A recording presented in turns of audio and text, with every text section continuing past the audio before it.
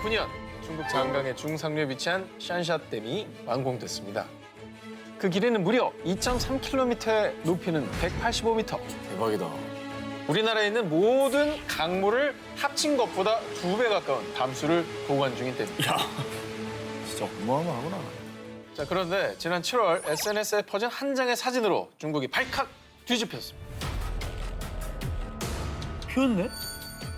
무너지고 있는 거 아니야? 자, 살짝 뭔가 뒤틀려 있죠? 휘었잖아, 저기 위에. 중국의 경제학자인 렁산이 공개한 사진입니다.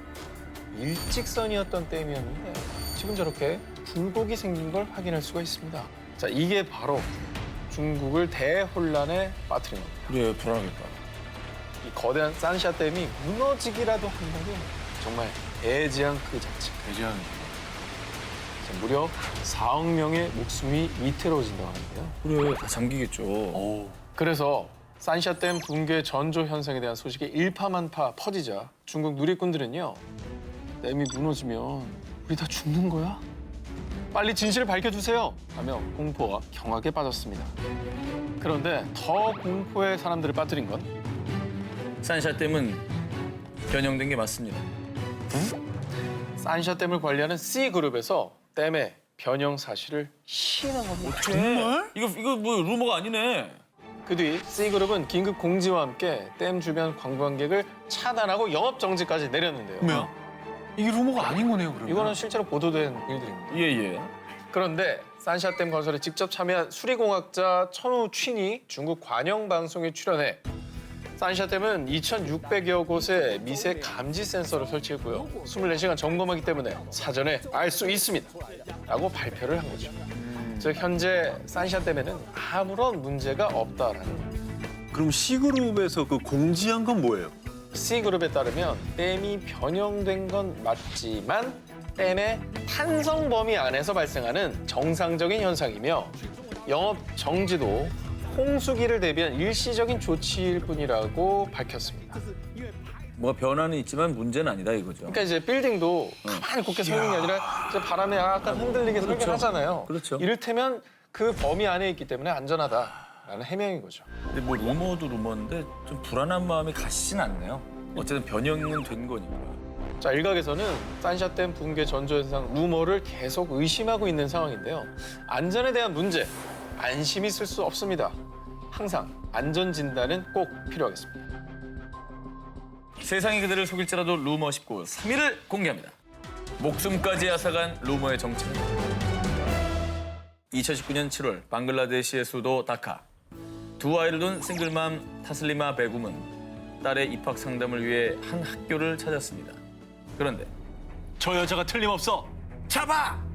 갑자기 그녀의 앞을 막아선 수많은 사람들. 분노에 가득 찬 이들은 엄마 베굼을 향해 무차별적인 폭력을 행사했습니다. 왜? 결국 베굼은 사람들의 손에 허망히 죽음을 맞이했습니다. 아니 길 가다가 뭐야?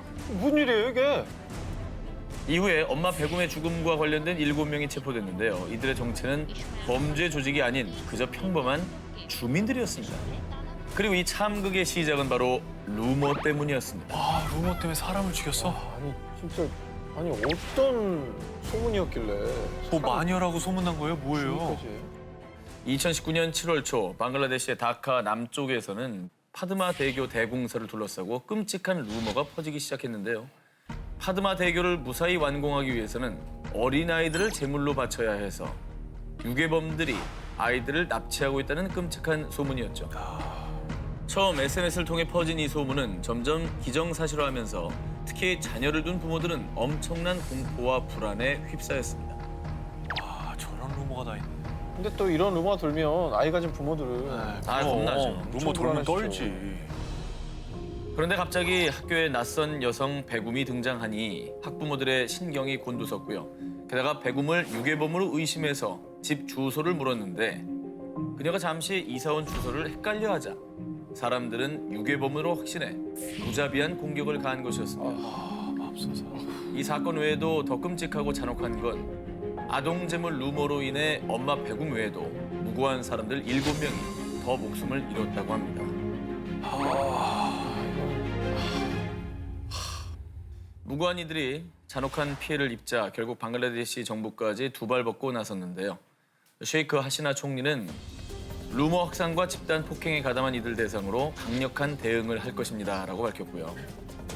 또 경찰에서도 끔찍한 루머 확산 통로로 이용된 너튜브 25개 채널, 얼굴책 60개 계정의 폐쇄 조치가 내려졌습니다.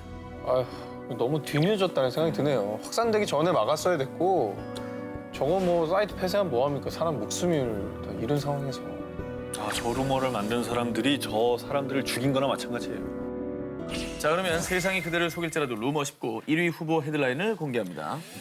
IT 대지진은 미국의 조작? 내 폰에 도청 장치가 있다? 2010년 1월 12일 중앙아메리카 IT에서 발생한 최악의 지진. 규모 7.0의 강진으로 무려 30여만 명이 사망한 대참변이었습니다. 그런데 지진이 일어나고 며칠 뒤 당시 베네수엘라 대통령이었던 우고 차베스의 충격적인 주장. IT 대지진은 미국이 기후를 조작해서 발생한 겁니다. 우고 차베스 전 대통령의 주장에 따르면 미국이 오랜 숙적 관계인 이란과 전쟁을 일으키기 전에 자신들의 전자기파 무기를 시험하려고 IT에서 먼저 가동한 거라는데요.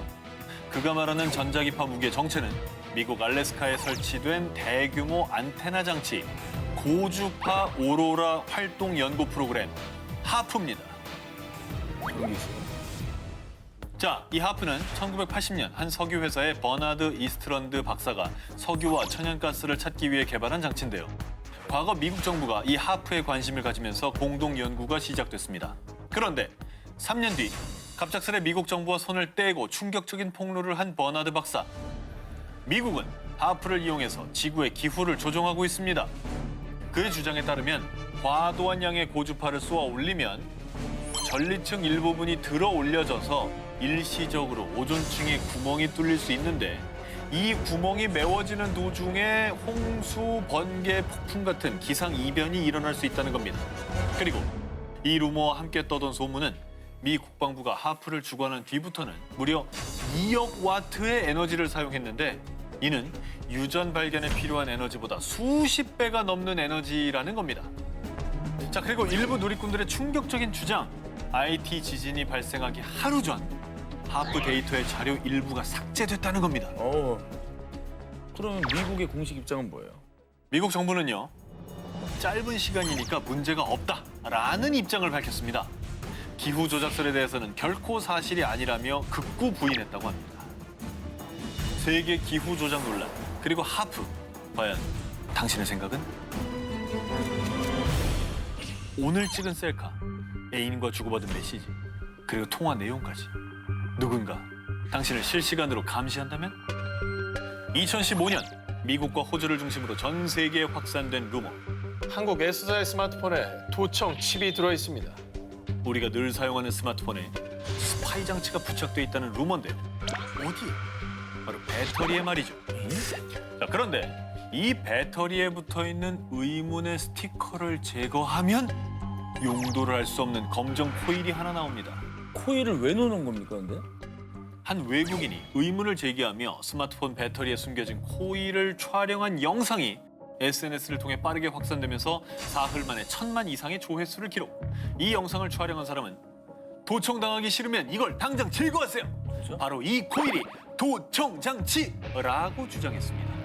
이에 전 세계 누리꾼들은요, 자신의 스마트폰 배터리 속의 코일을 제거하는 후기 사진을 공개하기도 했는데요. 진짜 많이 했네. 그런데 얼마 뒤 진짜 이 코일의 정체가 밝혀졌습니다. 아무것도 아닌 게 아니었습니다. 이 코일의 실체, 근거리에서 무선 데이터를 전송할 수 있는 장치, 바로 NFC 안테나. 이 NFC 기술로 스마트폰을 교통카드처럼 쓰시는 분들도 있고 삑. 모바일로 결제하시는 분들도 있습니다. 삑, 네. 삑.